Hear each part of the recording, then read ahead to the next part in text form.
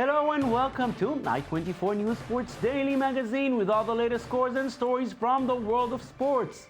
It was another night of Champions League action with Real Madrid equaling a club record. It was a sad day for the world of cricket that has to deal with the death of a player. And how will the French Davis Cup react to the loss in the final? All that and much more coming up just now.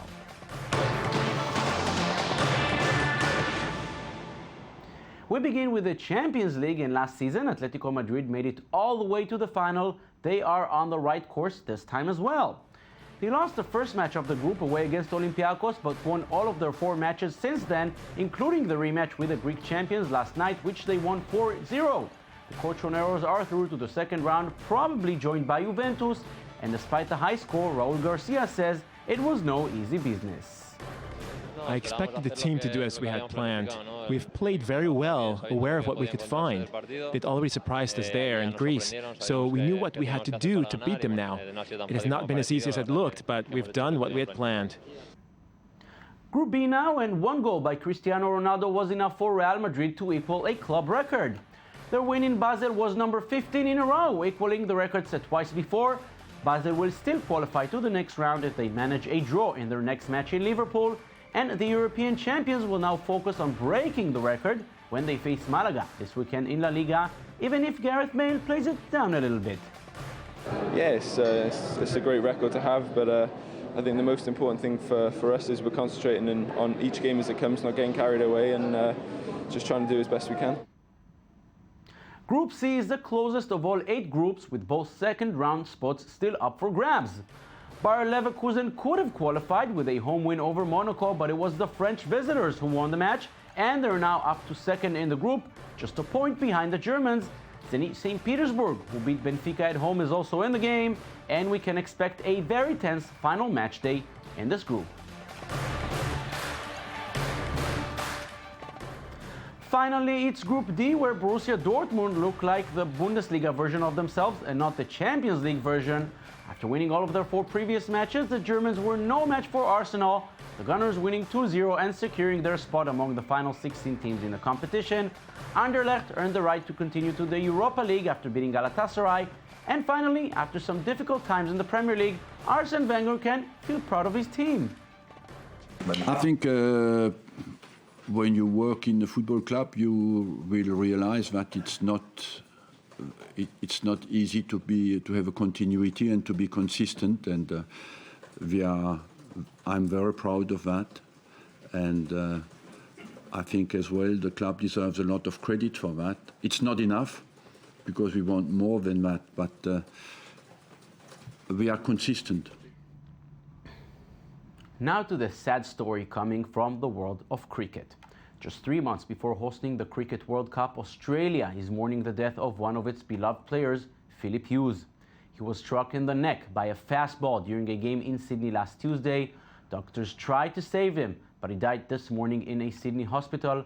Hughes was supposed to celebrate his 26th birthday this coming Sunday, and his death left the cricket establishment, both in Australia and abroad, completely devastated. He was a hero to kids around the nation, particularly those in the region around his hometown of Maxville in New South Wales. And he did them proud in his 26 Test matches, a tally that looks certain to grow, but now, sadly, never will. Last weekend was a very disappointing one for French tennis. All the hype around the Davis Cup final ended with a loss to the powerful Swiss team. How will that affect the careers of Jo-Wilfried Tsonga, Gael Monfils, and their teammates? Lise Barnbaum and Daniel Ziri try to answer. The excitement was big, but so was the disappointment. France was no match for Switzerland in the Davis Cup final. They won the cup 9 times in their history, but also lost 5 times in the final. And the question now is, how will this latest defeat affect the team? Everyone believed very strongly, but also the quality of champions. It's knowing how to react, bouncing back. Think about how to get there.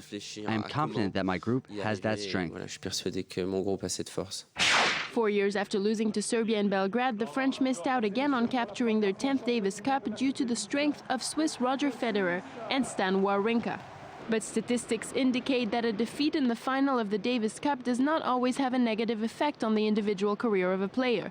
9 different players played for France in the Davis Cup final since 1981, and 5 increased their winning percentage the following season.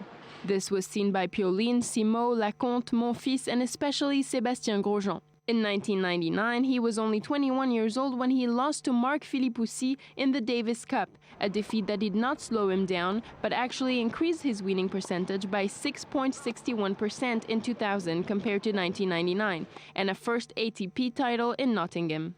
After the defeat of 2010, the French fortunes were different the next season. Gilles Simon has grown rapidly, going up 29 spots in the ATP rankings, while Michael Laudrup dropped 24 places. Despite a humiliating defeat for Simon against Djokovic in the 2010 Davis Cup, he pulled himself together the following year by winning 2 titles in Sydney and Hamburg. On the contrary, Laudrup's defeat made it more difficult later. He lost in 3 sets against Viktor Troicki. Despite his 3rd round at Wimbledon the following year, he finished 47th in the world in 2011. This year, the French are still solid players. They are obviously not happy with the result, but they are glad to have been part of this experience. It is clear that the public was 1,000%. So it's sure that when there's an entry like that, which was said by Arnaud Clément, we're both at the top of the stairs. We said it's amazing. You can really see all the public, so this is something that is unique. There's nothing else to say. To live moments like this is great. But now, I'm not happy with the result. After an intense final, the French players now have 2 months to rest and train ahead of the Australian Open in January. But this generation of musketeers have the resources and desire to bring the Davis Cup home. And why not next year? Time for the NBA now, where the red-hot Blazers travel to Charlotte to face the Hornets. Michael Jordan is clearly not as successful as an owner compared with his playing days. The man who led the Bulls to 6 championship titles heads now a team with a 4-12 record, one of the worst in the league. Portland, on the other hand, won 8 straight coming into this match, so it was rather surprising to see the Hornets take charge in the first half. But after the break, it was clear who is a stronger team. The Blazers won the 3rd quarter by 11, and the final period looked pretty much the same. Final score was 105-97. The Blazers now won 9 in a row. We usually follow NBA's players' every move on the court, but this week many of them also raised their voice on another front: the shooting of Michael Brown and the fact that the policeman who shot him was not indicted saw them take a stand. The story and more in this week's press review.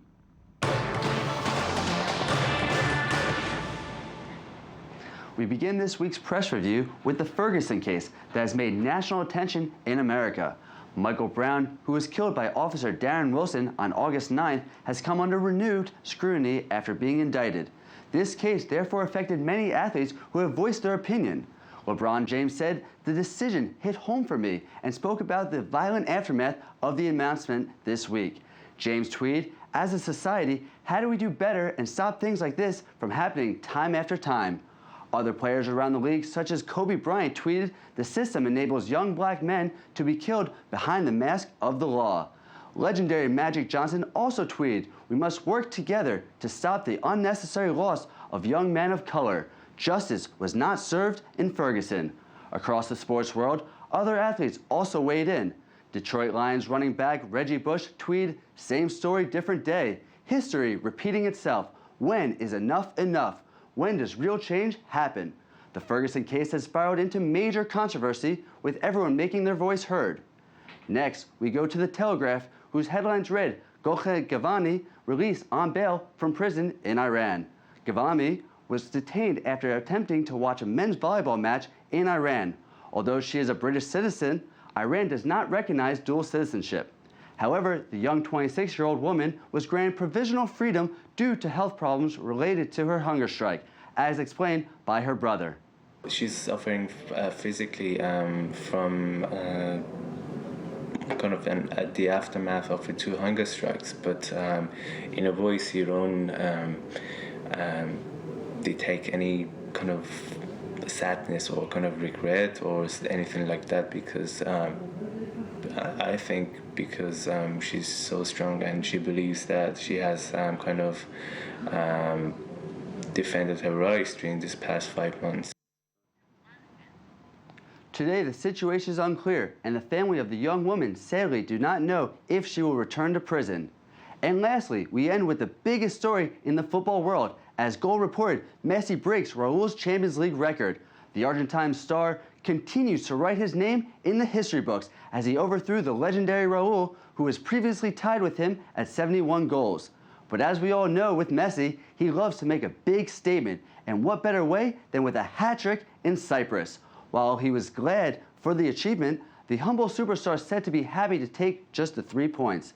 This was Messi's second major record in 4 days, having scored a landmark 253rd Spanish top-flight goal with a hat-trick as well against Sevilla. Football lovers continues to watch on and see greatness every time he steps onto the pitch.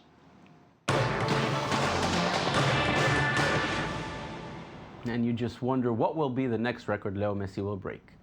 Cycling is one of the biggest sports in Israel in the amateur level, but it's a different story on the professional front. There have not been many Israeli success stories in the international arena.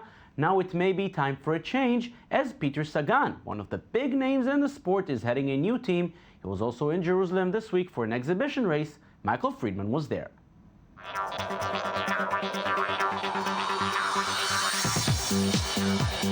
When you think of cycling, you might not think first to Israel, but that all seems to be changing with the new initiative by Peter Sagan and the Cycling Academy, which formed a new international team of cyclists. The Jerusalem Criterium race took place yesterday in the streets of the capital of Israel, and what a beautiful start to the riders' day as they got to witness a rainbow over the walls of the old city. The cyclists met with the mayor of Jerusalem, Nir Barkat, who was on his own bike giving a tour around the city. As they rode through the rain, the team got to learn about the history of the Holy City. The Cycling Academy is made up of 12 riders from 4 countries, which feature 5 Israelis, 4 Polish, 2 Slovakian, and 1 rider from the Czech Republic. This newly formed mixed team came to Jerusalem for a cycling event as they launched their new team. Although the weather turned, it didn't prevent the men from riding through the heavy rain in the exhibition race. With puddles of water, the riders were still able to cycle fast through the streets.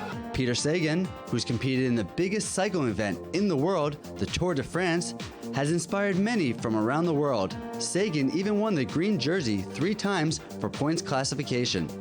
The Slovakian rider who arrived to Israel for the first time for the event does not come from a big cycling nation and therefore will play a major part for these riders. I'm very happy to be here, and also I'm very happy to be the part of this project of Cycling Academy. The biggest goal of the team is to one day send a rider to the Tour de France, and the coach of the team knows how challenging it is for his cyclists. More than all, I think we will be them in order to try to inspire them a bit, try to make them believe that it's possible when no one does. The team's new jersey was just launched and presented to the avid cycling mayor. With Peter Sagan happens in the streets of the old city, around the old city, seeing the beauty of Jerusalem. For me, it's a great combination. Nir Barkat also presented the plaque to Peter Sagan for promoting this sport in Israel. He was very happy to be able to have this event in his city. I strongly recommend everyone to come, to cycle, to enjoy Jerusalem. Like the team that came to visit us this morning, there's no doubt in my mind that it's a great message of peace to the world. While the weather conditions were not pretty, it didn't stop cycling fans from standing out in the cold to watch the racers. Israel will continue to wait and watch to see how this sport will grow in the future. And Michael Friedman, he is here with us. Hi, Michael. Hi, how are you? I saw you when you got back from Jerusalem yesterday, soaking wet. It was a rainy day in Jerusalem. Yes, it was. European weather. But hey, we want to be European in our cycling. Let's start with the weather, then let's take it to the cyclist level. I'll tell you, something unbelievable. I couldn't imagine how these cyclists were able to ride through those puddles.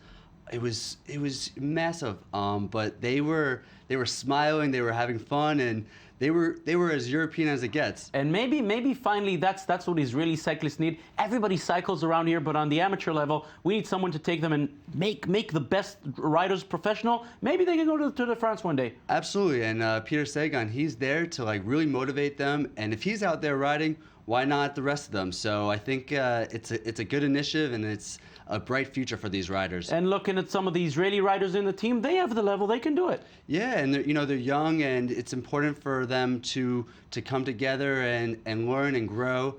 And also, it seems as if, despite they still go to the army, that's one of their things obstacles. That it's an obstacle, but they all say that it's important that they must go and serve in the IDF as well. Okay, Michael Freeman, next time we promise we'll send you to drier destinations. Thank you very much. Thank you. And that's it for this edition. Don't forget you can watch this and every other show on our website at i24news.tv. We're also on Facebook and on Twitter. Thank you for watching and have a beautiful day.